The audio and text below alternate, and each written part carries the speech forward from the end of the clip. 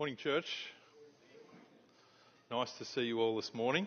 Our numbers are a bit down this morning. I know there is some away not well, but it's nice to be here together today. I just want to say Happy Mother's Day to all our mothers. As we look at the Sabbath, I think of the Sabbath as a blessing to remind us of our mothers as well. Because our mothers birthed us like a creation, and they also care for us and give them of themselves to us, reminding us of Jesus redeeming us as well. So as we look at this subject, I want to invite the deacons to hand out the new slips, those who have those.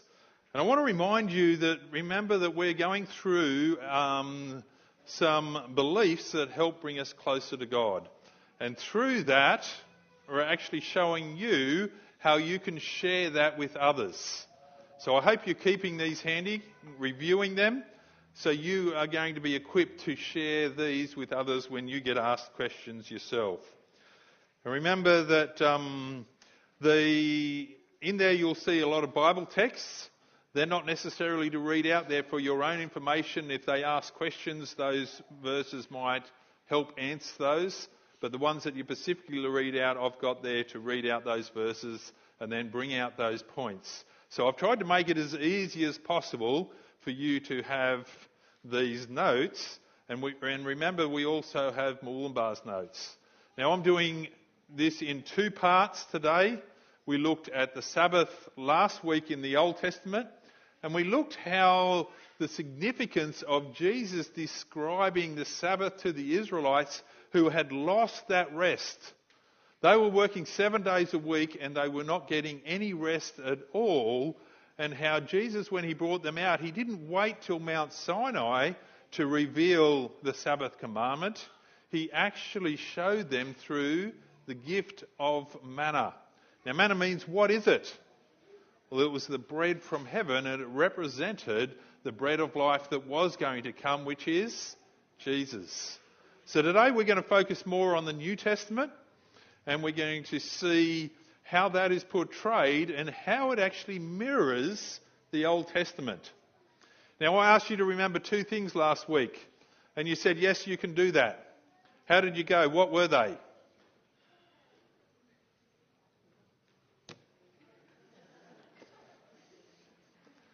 Anyone?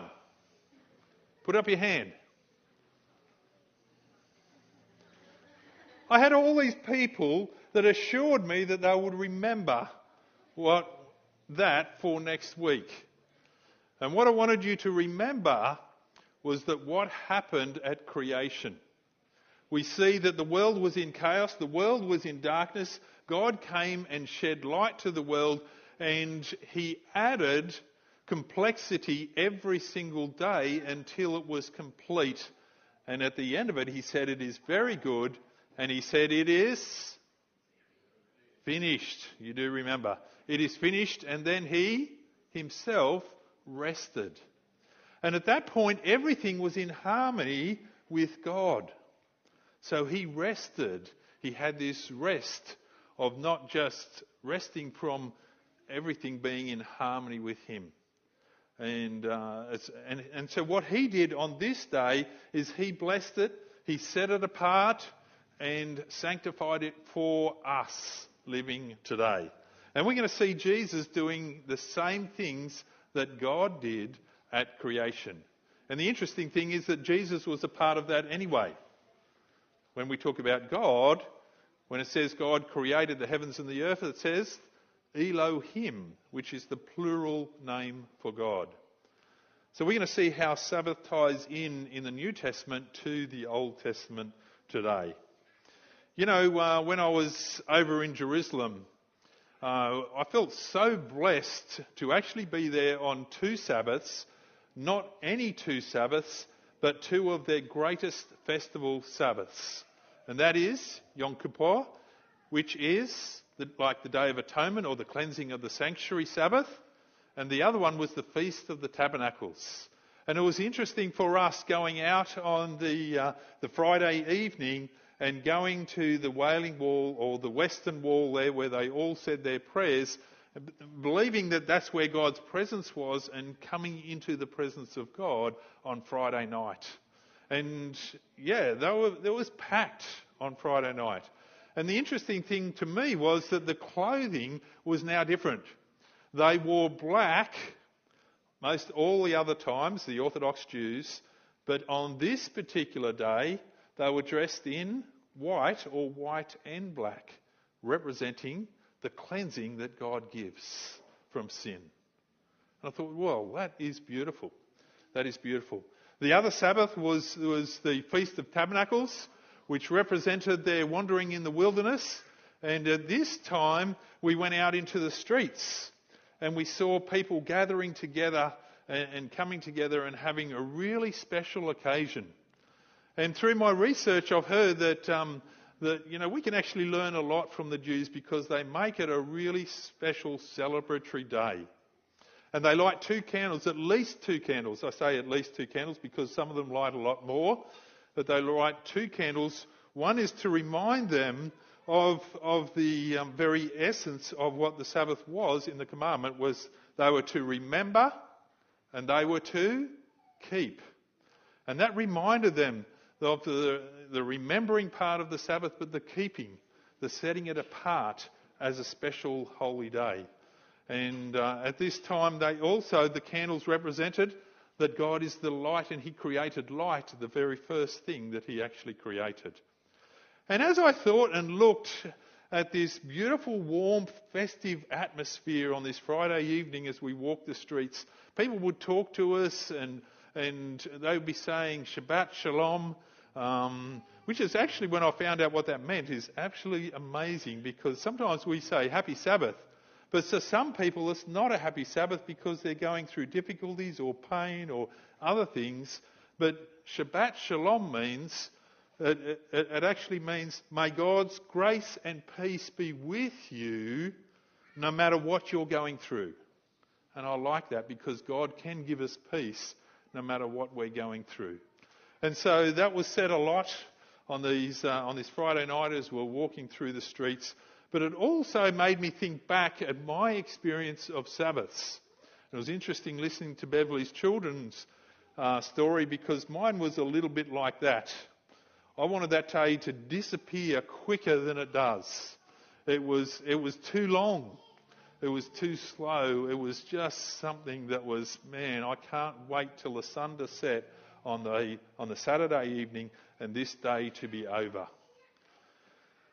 And I thought, wow, how is it that the Jews still at this time find something special and unique in this day? By the way, I do find this day now something unique and special. And the reason being is I look at it from a different aspect. I was up at Arise this week and I listened to 14 10-minute sermons from the Arise students, and it was to give them some feedback. And as I was giving them feedback, it helped me to think about what I'm to do when I preach to you guys. And I said, well, what you need to have in mind is where you want to take them from and place them to. So I'm going to share what I want that to happen today. I want to take you from a place of making the Sabbath more unique and special than it is to you at the moment. And that's by having a greater understanding of this gift that God has given us, this 24-hour period off in the week. And we looked at the significance of that last week and how scientists showed the blessing that this 24-hour period is. But today, we're going to have a look at it from the New Testament and get a greater understanding. You know, the Jews, when they celebrate it, they actually try and extend the Sabbath, because they wait until the third star has arisen before they close the Sabbath, which makes their Sabbath about 25 hours rather than 24. And when they close it, they're looking forward to the next. And I hope that we can be more like that and see the beauty of what God has actually gifted us with. And when I think about the uniqueness of the Sabbath, I'm thinking, when did it lose its significance? When did it lose its beauty to the rest of the world I'm talking about? And when did it change from Saturday to Sunday? And I've given you some notes there that you can look back on and see this. But basically it didn't finish with Christ, because Luke tells us in Luke 4 and verse 16 that it was his custom. It was Jesus' custom to come in and worship in the synagogue on the Sabbath. Custom is something they want to do and look forward to actually doing and always do. So did it stop with Paul? No, it didn't stop with Paul, because Acts 17 and verse 2 tells us that it was also Paul's custom to go in and worship in the synagogue on the Sabbath.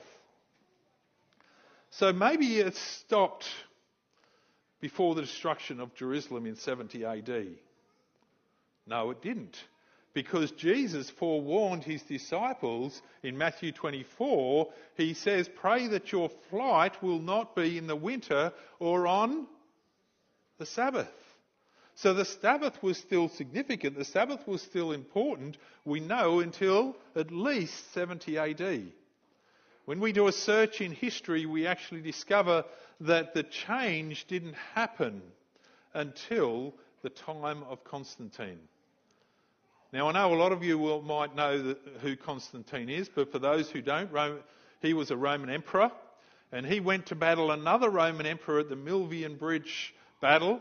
And before this occasion, it was said that he actually saw a cross in the sky and some Latin words underneath saying that he could go and conquer. And from that, he decided that he needed to convert to Christianity. Some people question whether he had a real conversion experience or not, but he thought it was also good for his army to convert to Christianity as well, and he marched them all down through the Tigris River and said, you're all baptised Christians now. Were they baptised Christians? No. They were wet soldiers, I know that. But I don't know that they had a heart decision either.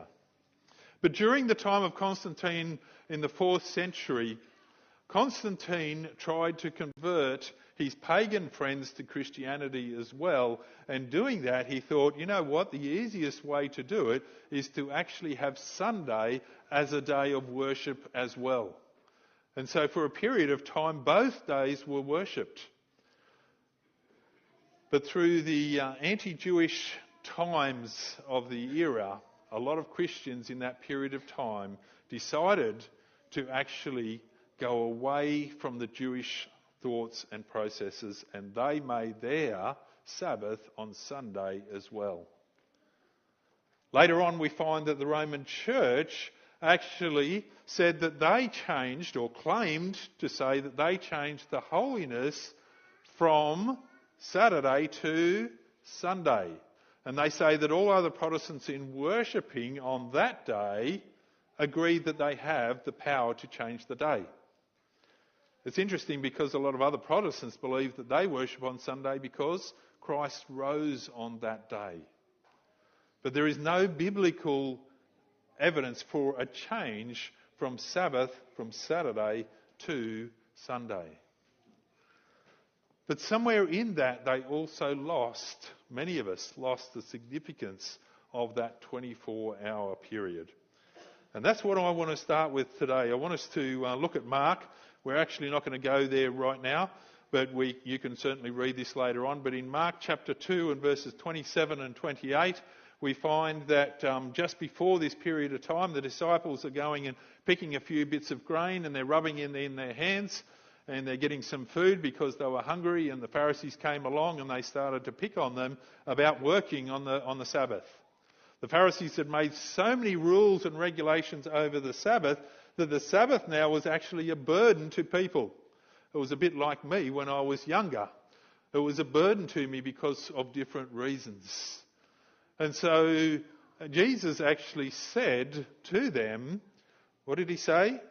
The Sabbath was made for man, not man for the Sabbath. In other words, the Sabbath was a gift to man. It was actually made to be a blessing to mankind. It was made to be special and unique and something that we actually look forward to. Then the interesting thing that Jesus says after that is that he was Lord of the Sabbath. He was Lord of the Sabbath. Himself was a part of the Sabbath. And we saw that last week in the fact that God gave them bread, and the bread represented Jesus as well. So Jesus claimed that he was Lord of the Sabbath. Now, how did the Pharisees see that? The Pharisees would look on that and actually say, he's claiming to be God. Because it was God in the beginning that instigated the Sabbath. How can he say that he is Lord of the Sabbath? And they derided him even more because of those things which he did. But what they missed in their time was that the Sabbath was a gift. It was something that God gave us. And that he was Lord of the Sabbath. They should have known, shouldn't they? You know, when you look back, when they were given deliverance out of Egypt, what did they celebrate every single year? They celebrated the Passover. The Passover for them was looking back at deliverance from their bondage of slavery. It was looking forward to when the Messiah would come. They should have been ready. They should have expected. They should have realised it. And it's revolved around 2 Sabbaths. And they eat unleavened bread in between the 2 Sabbaths, reminding them of their journey out. But how did they end up coming out? It was the last of the 10 plagues. And the last of the 10 plagues was that the lamb was to be slain and the blood was to be painted on the doorposts of their house. By the way, what was it painted with? The blood of lamb. But what was the blood of lamb painted with on the doorpost? What instrument was used? The hyssop plant. And that's going to be really interesting as well. Okay, so let's go to John. John's Gospel, the Gospel of John, chapter 1. Gospel of John, chapter 1. And I love how John starts his Gospel because John reveals Jesus mirroring creation in the very beginning. John chapter 1, verse 1. And it can be a little bit confusing the first time you read this. But it says, in the beginning was the Word, and the Word was with God, and the Word was God. He was in the beginning with God, and all things were made through him, and without him nothing was made that was made. So here we have this picture of in the beginning was the Word. Now, who is the Word? We only have to look to verse 14 to know that the Word became flesh and dwelt among us. The Word was Jesus. So in the beginning is the Word, and he is the Word on God. That's why he's called the Logos, the Word. He is the solid Word on who God is. And it says, in the beginning was the Word, and the Word was with God, and the Word was God. And all things were made through him, and nothing was not made. And I love how it then goes, as in him was life, and the life was the light of men. And the light shines in the darkness, and the darkness did not comprehend it. Here we have Jesus being portrayed as a new creation. Reminding us, what was the very first thing that was created back then? Light. Here we have Jesus as the light. He is a new creation. We're going to find out later on that he finished his work and then he rested just as God did. But before we go there, I want us to have a look at Luke 4. Turn back in just one book to Luke chapter 4. And we did a series of 5 sermons on this, so it should be familiar to many of you. But in Luke chapter 4, in verse 16, Luke chapter 4 and verse 16 I read, So he came to Nazareth, where he had been brought up, and as his custom was, he went into the synagogue on the Sabbath day and stood up to read. He was handed the book of the prophet Isaiah, and when he opened it, he found the place where it was written. And now he's going to read from Isaiah chapter 61. And it says here, "The Spirit of the Lord is upon me, because he has anointed me to preach the gospel to the poor. He has set me to heal the broken-hearted, to proclaim liberty to the captives, to recover the sight of the blind, to set at liberty those who are oppressed, to proclaim the acceptable year of the Lord." He closed up the book and he gave it back to the attendant and sat down, and the eyes of all were in the synagogue were fixed upon him. And he began to say to them, "Today this scripture is fulfilled in your hearing." Today this scripture is fulfilled in your hearing. Now if we look through that passage, we hear the Spirit of the Lord is upon me, who is to preach the gospel to the poor. He was to heal the brokenhearted. He was to proclaim liberty or freedom to the captives, to recover the sight of the blind, to set at liberty, to proclaim the acceptable year of the Lord. You know the amazing thing that Luke does from this point on is he actually shares how Jesus does each of these things that are mentioned.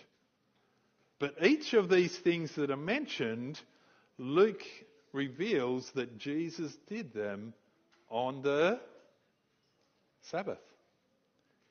Every single one of those, he shows the miracles that he did on Sabbath, fulfilling what was here on the Sabbath. So Luke is sharing with us that the Sabbath is about healing and restoration. Just like John starts his gospel with Jesus is a new creation. The one that was at creation in the beginning has now come to recreate us anew in him.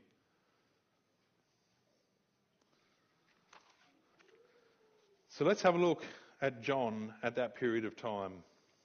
John chapter 19, one book over again. And I know we normally stay in single passages, but I think we can't do this subject justice by staying in a single passage.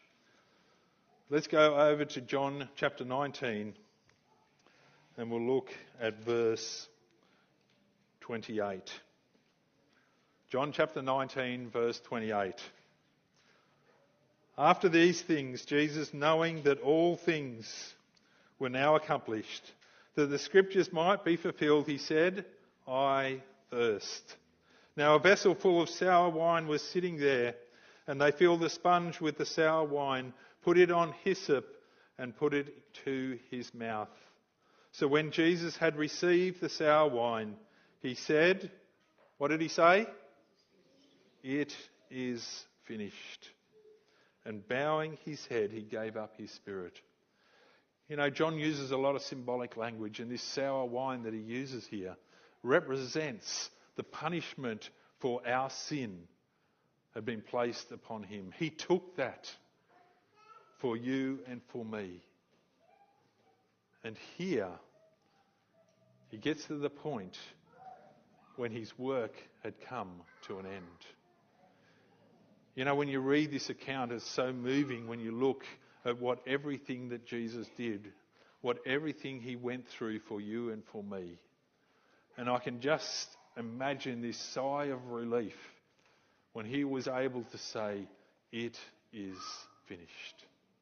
It is finished. What's finished? What was finished? Was it his life that was finished? What was finished was his work on yours and my behalf. It was what the Sabbath commandment promised in the very beginning, that a deliverer would come. How we saw the Sabbath recorded in those two places in the commandments, one to say the reason why, because God is our creator, the other to say that he is our redeemer. We were to remember that. And he gets up there and he says, "It is finished." So he rested. He rested after that. I'm just going to want us to go back again to Luke, in Luke chapter 23. Because just before he says it is finished, Luke records one of the last things that Jesus did while he was on the cross. Luke chapter 23. We're not going to read the whole of this because we're doing a study in about half an hour, what it will take you an hour to actually do. But we know that there was two criminals that hung on the cross. One was blaspheming and the other was different. In verse 40 he said, "But the other answered and rebuked him, saying, 'Do you not even fear God, seeing you are under the same condemnation?'" This thief recognized the person hanging next to him on the cross was actually God. Do you not understand? And we're here for the same condemnation. How can you say those things against him? And we indeed justly, for we receive the due reward for our deeds. But this man has done nothing wrong. And then what does he say? He said to Jesus, "Lord, remember me." I often wondered when I read that the first time, why remember me? Why not save me, Lord? Why not something else? But he says, remember me. Did he know that the Sabbath was coming up? It was coming to Friday evening. And has he contemplated the Sabbath, and he contemplated what the Sabbath stood for, and he contemplated the promise, the covenant of Jesus to say that he would redeem us? Did he say, remember me? Remember me. Remember me when you do what? Come into your kingdom. Come into your kingdom. When did Jesus come into his kingdom? Isn't he the king of the universe? Isn't that way back beyond time? We don't even know when that is. Remember me when you come into your kingdom. You know, I love how John portrays Jesus coming in. Also, the other Gospels portray him coming in. The other Gospels show him riding in on a donkey to be crowned king. But John tells us in John chapter 12 and verse 31 that now is the judgment of this world. Now the ruler of this world will be cast out. Adam lost his dominion to the devil. Jesus come back to gain that back for you and for I. He came back to regain his kingdom, and the way he did it was by giving his life for ours. When was he going to come into his kingdom? When he said, "It is finished," and he breathed his last.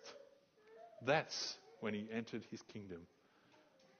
When he died for you and for me. So he says, remember me. The Sabbath was just about to start. He was to remember. He was asking that God remembered him. And what does Jesus say? Jesus said to him, "Assuredly I say to you, today you will be with me in paradise." Today you will be with me in paradise. Was he in paradise that day? No. What is paradise? You know, when we look at paradise, we actually find that paradise is a beautiful, well-watered garden. It was often a walled-in garden where animals were kept. It was a beautiful place, but the Bible also uses paradise to represent the Garden of Eden. If you look at Revelation 2, verses 7, it tells us to the overcomers, to those who overcome, they will get to eat of the fruit of the tree which is in the middle of the paradise of God.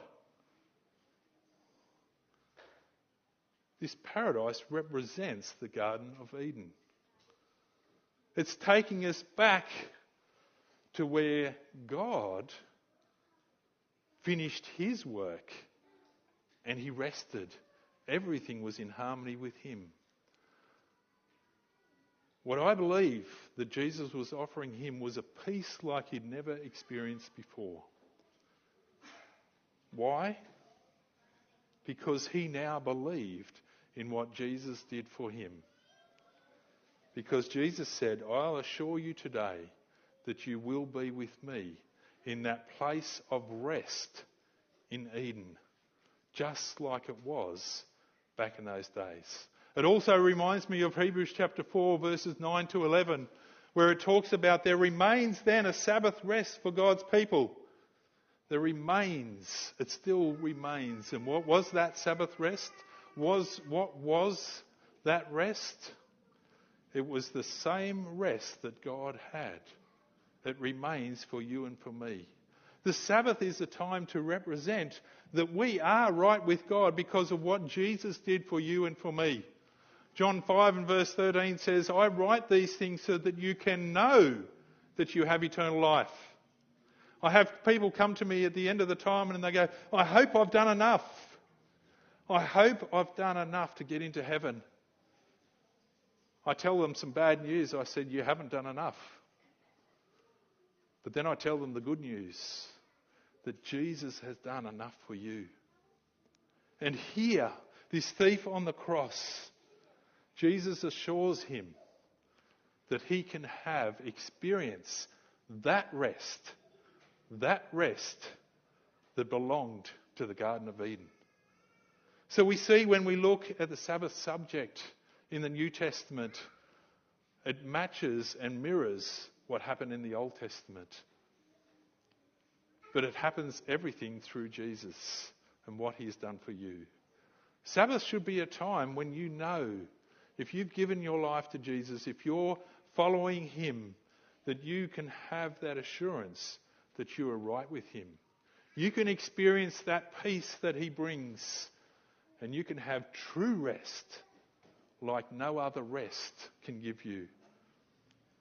So clearly the Sabbath commandment still stands today, but it stands as a celebration, as a memorial of the fact that God is our creator, that Jesus is our Redeemer. And remember where we started last week? Last week we started with that the Sabbath actually answers 3 of life's biggest questions. Where did I come from? Why am I here? And where am I going? We looked at 2 of them last week. The third one is answered in this passage. Where am I going? Because this thief on the cross experienced this rest, he can also have the assurance that he will get to live in the true Garden of Eden in heaven with God, the paradise of God. That he will be with him. So we find the Sabbath answers those 3 greatest questions. So no matter what goes on around us, and I know that some things are very difficult to deal with, we can find peace in what Jesus has done as a recreation for you and for me. So may, as we think about this day, this 24-hour period of time, may we see it as a blessing. May we see it as a time when we come closer to God, but also closer to each other. And may we use it to share the peace that we have with others. May this be your experience today, is my prayer. I want to invite you to stand as we close.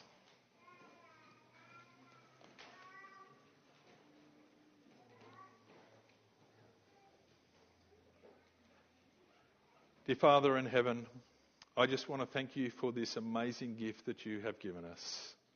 May we remember it. May we keep it. May we treasure it. May it be special to each one of us. And may we experience the peace that it truly gives, is my prayer in Jesus' name. Amen.